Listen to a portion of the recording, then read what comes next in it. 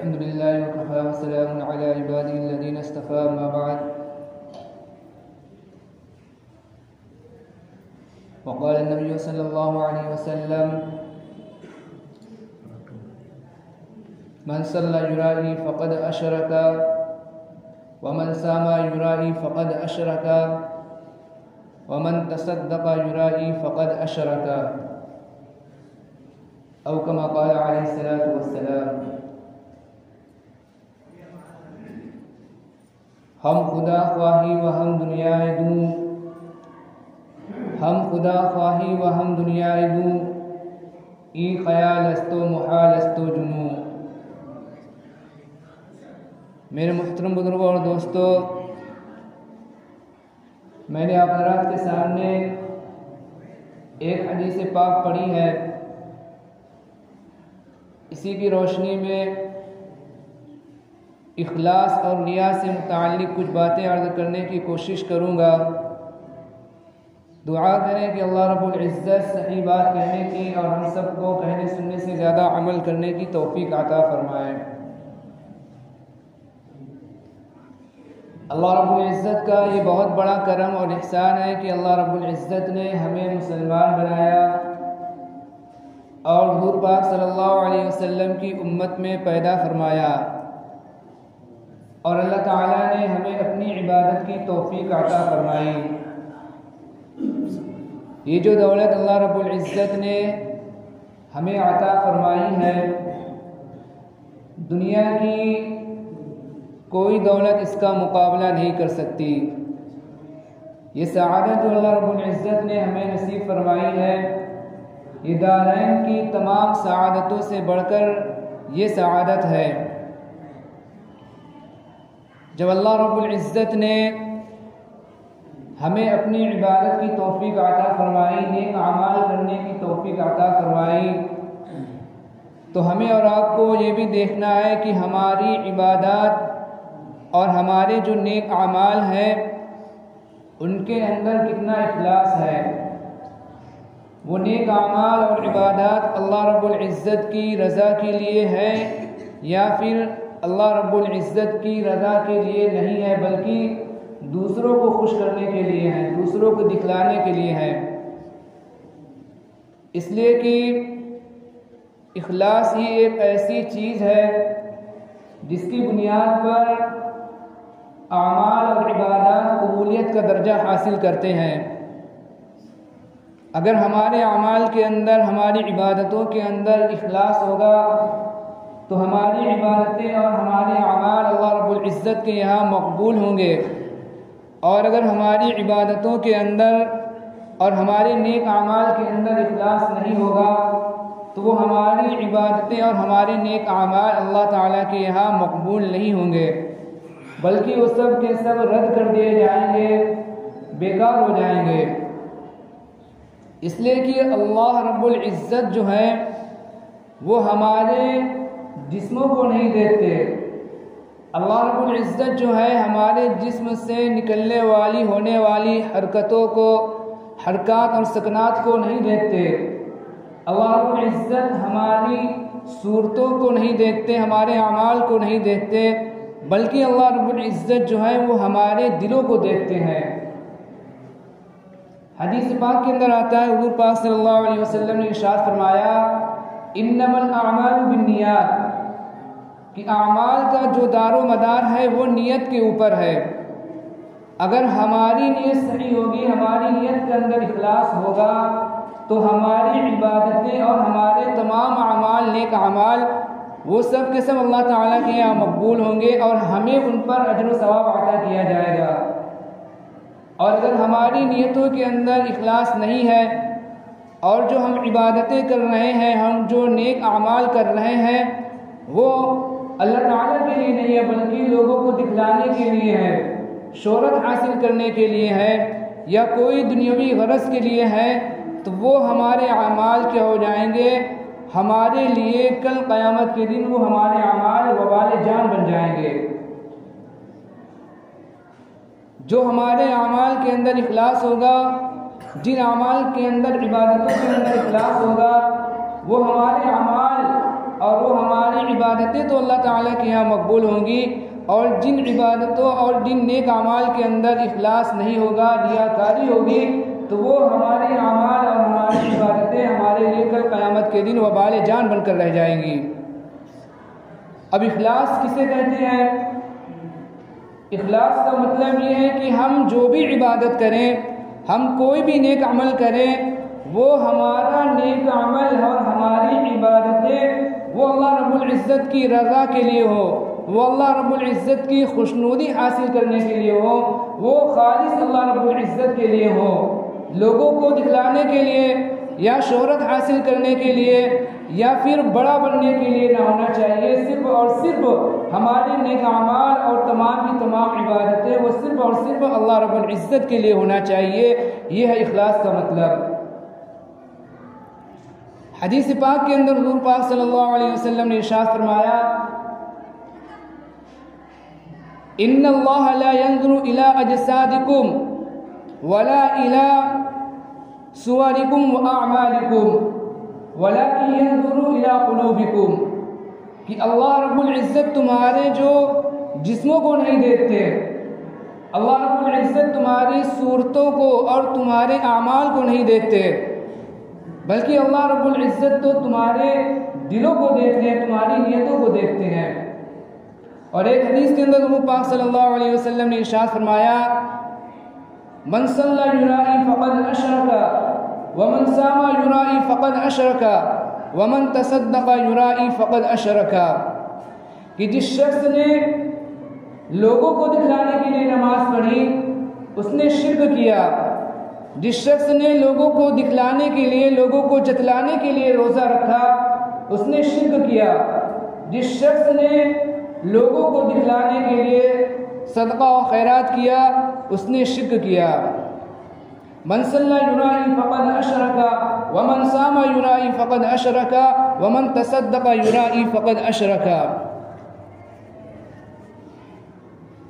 शिर्क के जो हकीकी माने और मतलब ये है, हकीकी शिर्क जिसको कहा जाता है वो ये है कि अल्लाह रब्बुल इज़्ज़त की ज़ात के साथ, अल्लाह रब्बुल इज़्ज़त की सिफ़ात के साथ किसी को शरीक करना, हकीकी शिर्क ये है। और इसको शिर्क अकबर और शिर्क जली कहा जाता है। लेकिन हमारे बाद अमाल ऐसे हैं जो हकीकतन तो शिर्क नहीं है, लेकिन उनके अंदर शिर्क का शायबा पाया जाता है, शिर्क का शुबा पाया जाता है। उन्हीं में से एक अमल ये है, उन्हीं में से एक अमल ये है कि हम जो कोई नेक अमल कर रहे हैं वो अल्लाह रब्बुल इज़्ज़त की रज़ा के लिए ना हो, बल्कि लोगों को दिखलाने के लिए हो, लोगों के अंदर शोहरत हासिल करने के लिए हो। हम कोई नेक अमल इसलिए कर रहे हैं कि लोग हमें मुत्तकी समझें, हमें परहेज़गार समझें, लोग हमें जो अल्लाह वाला समझें, बहुत बड़ा बुजुर्ग समझें, इसलिए हम ये क्या कर रहे हैं, नेक अमल कर रहे हैं। इसको रिया कहा जाता है। और इसी को हुज़ूर पाक सल्लल्लाहु अलैहि वसल्लम ने एक हदीस के अंदर शिर्क खफ़ी और एक हदीस के अंदर शिर्क असगर से ताबीर किया है, शिर्क असगर बतलाया है। चुनांचे हज़रत अबू सईद खुदरी रज़ियल्लाहु तआला अन्हु की रिवायत है कि एक मरतबा हुज़ूर पाक सल्लल्लाहु अलैहि वसल्लम हमारे पास तशरीफ़ लेकर आए और हम जो दज्जाल के बारे में, मसीह दज्जाल के बारे में हम आपस में तज़किरा कर रहे थे। हुज़ूर पाक सल्लल्लाहु अलैहि वसल्लम ने फरमाया, क्या मैं तुमको इससे भी ज़्यादा ख़तरनाक चीज़ ना बतलाऊँ? तो हमने अर्ज़ किया, रसूलुल्लाह सल्लल्लाहु अलैहि वसल्लम ज़रूर बतलाइए। आप सल्लल्लाहु अलैहि वसल्लम ने फरमाया, वो है शिर्क खफ़ी। फिर आप सल्लल्लाहु अलैहि वसल्लम ने उसकी एक मिसाल बयान फरमाई, बतलाई कि कोई शख्स, एक आदमी नमाज़ पढ़ रहा है, फिर वो अपनी नमाज को इसलिए लंबा कर दे, इसलिए लंबा कर दे कि कोई दूसरा शख्स उसको देख रहा है। तो ये जो रिया है, ये जो बाद हदीस के अंदर इसको जो शिर्क खफ़ी और बाद हदीस के अंदर इसको शिर्क असगर से ताबीर किया गया है, शिर्क असगर बतलाया गया है। हुज़ूर पाक सल्लल्लाहु अलैहि वसल्लम ने जो ये बात बतलाई है, इसका गालिबन ये मतलब है कि हुज़ूर पाक सल्लल्लाहु अलैहि वसल्लम बयान फरमाना चाहते हैं कि दज्जाल का जो फितना होगा मुझे उससे इतना ज़्यादा ख़तरा नहीं है, इसलिए कि दज्जाल जो खुले हुए शिर्क की और खुले हुए कुफ्र की दावत देगा, लेकिन हो सकता है शैतान जो इससे दज्जाल के फितने से ज़्यादा मुझे जो ख़तरा है वो इससे है कि शैतान मेरी उम्मत को शिर्क खफ़ी के अंदर, छुपे हुए शिर्क के अंदर ना मुब्तला कर दे। और फिर आप सल्लल्लाहु अलैहि वसल्लम ने उसकी एक मिसाल बयान फरमाई कि आदमी नमाज़ पढ़ रहा है और फिर वो अपनी नमाज को इसलिए लंबा कर दे कि कोई दूसरा शख्स उसको देख रहा है। और एक हदीस के अंदर हुज़ूर पाक सल्लल्लाहु अलैहि वसल्लम ने अपनी उम्मत के शिर्क में मुब्तला हो जाने के खतरे को जाहिर फरमाया। तो सहाबा ने अर्ज़ किया, या रसूलल्लाह कि आपके बाद आपकी उम्मत शिर्क के अंदर मुब्तला हो जाएगी। आप सल्लल्लाहु अलैहि वसल्लम ने फरमाया कि मुझे इस बात का तो इत्मीनान है कि मेरी उम्मत जो चांद और सूरज की, बुतों की और पत्थरों की तो इबादत नहीं करेगी, लेकिन हो सकता है मेरी उम्मत जो रिया वाले शिर्क के अंदर मुब्तला हो जाए। और एक हदीस के अंदर हुज़ूर पाक सल्लल्लाहु अलैहि वसल्लम ने इस रिया वाले अमल को शिर्क असगर से बयान फरमाया। चुनांचे हुज़ूर पाक सल्लल्लाहु अलैहि वसल्लम ने एक हदीस के अंदर इरशाद फरमाया कि मुझे जो तुम्हारे बारे में जो सबसे ज़्यादा ख़तरा है वो है शिर्क असगर का। सहाबा रज़ियल्लाहु अन्हुम ने अर्ज़ किया, रसूलुल्लाह सल्लल्लाहु अलैहि वसल्लम शिर्क असगर क्या है? आप सल्लल्लाहु अलैहि वसल्लम ने फरमाया कि वो रिया है, यानी हमारी इबादतें और हमारा जो नेक अमल है जो खालिस अल्लाह रब्बुल इज़्ज़त के लिए होना चाहिए था, जो अल्लाह रब्बुल इज़्ज़त की रज़ा और अल्लाह रब्बुल इज़्ज़त की खुशनुदी हासिल करने के लिए होना चाहिए था, वो हमारा अमल जो लोगों के लिए हो, लोगों की रज़ा के लिए हो, लोगों को दिखलाने के लिए हो और इसलिए हो कि लोग हमें क्या समझें, बहुत बड़ा मुत्तकी समझें, बहुत बड़ा परहेज़गार समझें, बहुत बड़ा नमाजी समझें, इसलिए हो कि लोग हमें जो क्या समझें, हाजी समझें, इसलिए हो। तो ये क्या है, इसकी बहुत ज़्यादा सख्त वईदें हदीस के अंदर बयान फरमाई गई हैं। और एक हदीस के अंदर हज़रत अबू हुरैरा रज़ियल्लाहु तआला अन्हु की हदीस है कि आप रज़ियल्लाहु तआला अन्हु ने फरमाया, हदीस बयान फरमाई कि हुज़ूर पाक सल्लल्लाहु अलैहि वसल्लम ने फरमाया कि सबसे पहले जो शख्स जहन्नम के अंदर दाखिल होगा वो शख्स होगा जो शहीद है, जो अल्लाह रब्बुल इज़्ज़त के रास्ते के अंदर शहीद कर दिया गया। कल क़यामत के दिन शहीद को अल्लाह रब्बुल इज़्ज़त के दरबार के अंदर हाजिर किया जाएगा और अल्लाह रब्बुल इज़्ज़त जो उससे कहेंगे कि मैंने जो तुमको दुनिया के अंदर अपनी नेमतों से नवाजा था, तुमने उन नेमतों का क्या हक़ अदा किया, तुमने उन नेमतों के बारे में क्या किया? तो वो शहीद कहेगा, या अल्लाह मैंने आपके रास्ते में जिहाद किया, यहाँ तक कि मैं शहीद हो गया। अल्लाह ताला कहेंगे कि तूने झूठ बोला, कज़ब्ता, कि तूने झूठ कहा, तूने इसलिए जिहाद किया था, तूने इसलिए जिहाद किया था ताकि लोग दुनिया के अंदर तुझे जरी कहें, बहादुर कहें, और तो दुनिया के अंदर ये कहा जा चुका। फिर अल्लाह रब्बुल इज़्ज़त जो हुक्म देंगे और उस शख्स को जहन्नम के अंदर घसीट कर डाल दिया जाएगा। फिर इसके बाद एक दूसरे शख्स को लाया जाएगा जिसने जो इल्म सीखा होगा और लोगों को सिखाया होगा, जिसने कुरान करीम को पढ़ा होगा। अल्लाह रब्बुल इज़्ज़त के सामने उसको खड़ा किया जाएगा। अल्लाह रब्बुल इज़्ज़त उससे पूछेंगे कि हमने जो तुमको नेमतें दी थी दुनिया के अंदर, तुमने उन नेमतों के बारे में क्या किया, तुमने उन नेमतों का क्या हक़ अदा किया? वो कहेगा कि अल्लाह मैंने जो दीन सीखा और दूसरों को सिखलाया, मैंने आपकी रज़ा के लिए कुरान करीम पढ़ा। अल्लाह ताला कहेंगे कज़ब्ता, तूने झूठ बोला, बल्कि तुमने इसलिए इल्म दीन हासिल किया था कि तुम आलिम कहे जाओ, तुमने इसलिए कुरान पढ़ा था कि तुम कारी कहे जाओ। और दुनिया के अंदर ये कहा जा चुका। फिर अल्लाह ताला जो फरिश्तों को हुक्म करेंगे और उस शख्स को जहन्नम के अंदर घसीट कर डाल दिया जाएगा। फिर इसके बाद एक और शख्स को लाया जाएगा, अल्लाह रब्बुल इज़्ज़त के सामने हाजिर किया जाएगा, जिसको अल्लाह रब्बुल इज़्ज़त ने दुनिया के अंदर खूब माल दौलत से नवाजा होगा, बहुत ज़्यादा माल दौलत से नवाजा होगा, हर किस्म की अल्लाह रब्बुल इज़्ज़त ने उसको आराइश और आराम से नवाजा होगा। अल्लाह रब्बुल इज़्ज़त के सामने खड़ा किया जाएगा और अल्लाह रब्बुल इज़्ज़त उससे पूछेंगे कि मैंने जो तुमको दुनिया के अंदर नेमतों से नवाजा था, तुमने उन नेमतों का क्या हक़ अदा किया? तो वो अर्ज़ करेगा कि ऐ अल्लाह, जहाँ जहाँ खर्च करना आपको पसंद था मैंने वहाँ वहाँ अपना माल को खर्च किया, अपने माल को मैंने वहाँ खर्च किया।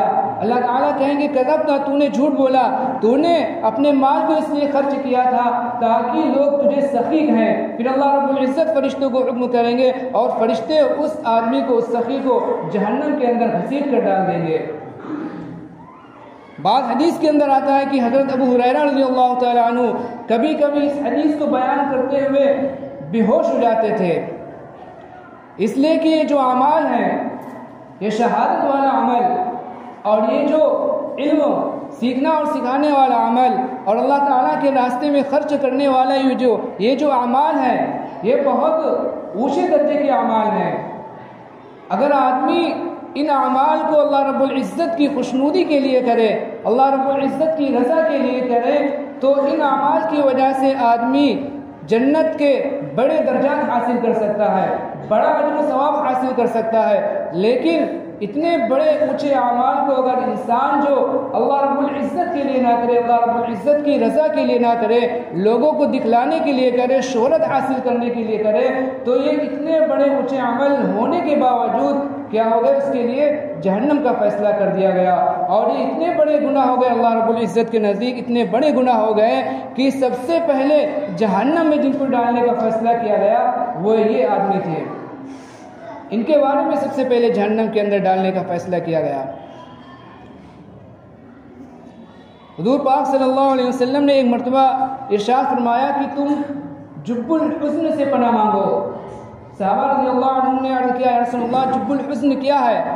आप सल्लल्लाहु अलैहि वसल्लम ने फरमाया, जहन्नम के अंदर एक ऐसी वादी है कि खुद जहन्नम रोज़ाना उससे 400 मरतबा पनाह मांगती है और उस वादी के अंदर रियाकार आबिद लोग डाले जाएंगे, यानी जो अपने अमल को लोगों को दिखलाने के लिए करते हैं, लोगों को जतलाने के लिए करते हैं, शोहरत हासिल करने के लिए करते हैं, उनका वो अमल अल्लाह ताला के लिए नहीं है बल्कि लोगों को दिखलाने के लिए है, वो डाले जाएंगे। अल्लाह रब्बुल इज़्ज़त उसी अमल को पसंद फरमाते हैं, उसी अमल को कबूल फरमाते हैं जो खालिस अल्लाह रब्बुल इज़्ज़त के लिए हो। और अगर उसके अंदर किसी दूसरे की आमेज़िश हो तो अल्लाह रब्बुल इज़्ज़त जो शिर्क से, तमाम शुरका से ज़्यादा अल्लाह रब्बुल इज़्ज़त शिर्क से बेनियाज हैं। इसलिए हमें और आपको अपना मुहासबा करना चाहिए, अपने आप में गौर करना चाहिए कि अगर हम जो कोई भी नेक अमल करें, हम कोई भी इबादत करें, कोई भी छोटा से छोटा अमल हो, वो हमारा अमल जो कहीं दूसरों के लिए तो नहीं है, वो हमारा अमल दिखलावे के लिए तो नहीं है, शोहरत हासिल करने के लिए तो नहीं है, बल्कि हमारा छोटा सा छोटा अमल हो या हमारा कोई बड़ा अमल हो, वो हमारे तमाम अमाल किसके लिए होना चाहिए? अल्लाह रब्बुल इज़्ज़त की रज़ा के लिए होना चाहिए, अल्लाह रब्बुल इज़्ज़त की खुशनुदी हासिल करने के लिए होना चाहिए, अल्लाह रब्बुल इज़्ज़त की रज़ा हासिल करने के लिए होना चाहिए। वक्त हो गया, मैं अपनी बात को इसी पर ख़त्म करता हूँ। दुआ करें अल्लाह रब्बुल इज़्ज़त से कि अल्लाह रब्बुल इज़्ज़त हम सब के इबादतों के अंदर और अमाल के अंदर खुलूस पैदा फरमाए। अल्लाह रब्बुल इज़्ज़त हम सबको कहने सुनने से ज़्यादा अमल करने की तौफ़ीक़ अता फरमाए। आमीन। व मा अलैना इल्लल बलागुल मुबीन। जिन्होंने सुनने से नहीं सुनने